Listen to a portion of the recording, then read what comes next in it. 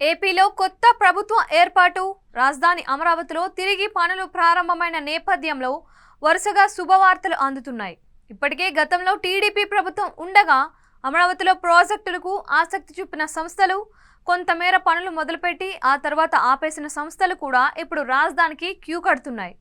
ఇదే క్రమంలో ఇప్పుడు విదేశీ సంస్థలు కూడా రాజధానిలో అవకాశాలపై ఆరా తీయడం మొదలుపెట్టాయి. అమరావతి రాజధాని ప్రాంతంలో పెట్టుబడులకు ఉన్న అవకాశాలు, అలాగే అభివృద్ధికి ఉన్న అవకాశాలపై చర్చించేందుకు ఆస్ట్రేలియా కాన్సుల్ జనరల్ సిలై జాకీ నేతృత్వంలోని బృందం పర్యటించింది. సిఆర్డీఏ కొత్త కమిషనర్ కాటమనేని భాస్కర్తో ఈ బృందం చర్చలు జరిపింది. అమరావతిలో పెట్టుబడులు పెడితే ఉన్న వాణిజ్య అవకాశాలపై వీరు కీలక చర్చలు జరిపారు. ప్రభుత్వం వైపు నుంచి తమకు ఎలాంటి సహకారం ఉంటుంది అన్న దానిపైన వారు ఆరా తీశారు.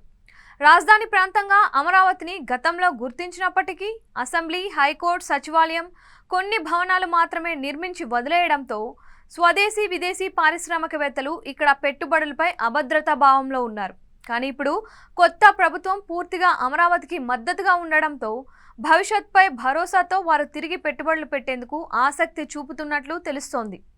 ప్రస్తుతానికి మాత్రం అమరావతిలో పెట్టుబడులు పెట్టేందుకు అవకాశాలు ఉన్నాయని, మాస్టర్ ప్లాన్తో పాటు అన్ని రకాల అభివృద్ధికి అవకాశాలు ఉన్నాయని ఆస్ట్రేలియా కాన్సుల్ జనరల్కు సిఆర్డీఏ కమిషనర్ భాస్కర్ వివరించినట్లు సమాచారం.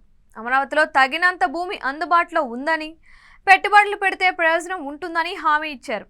తమకు ప్రభుత్వం వైపు నుంచి ప్రోత్సాహాలు లభిస్తే విదేశీ పెట్టుబడులు పెట్టేందుకు సిద్ధమని ఆస్ట్రేలియా కాన్సుల్ జనరల్ ప్రతిపాదించినట్లు అధికారిక వర్గాలు చెబుతున్నాయి. తదుపరి చర్చల్లో దీనిపై క్లారిటీ రానుంది.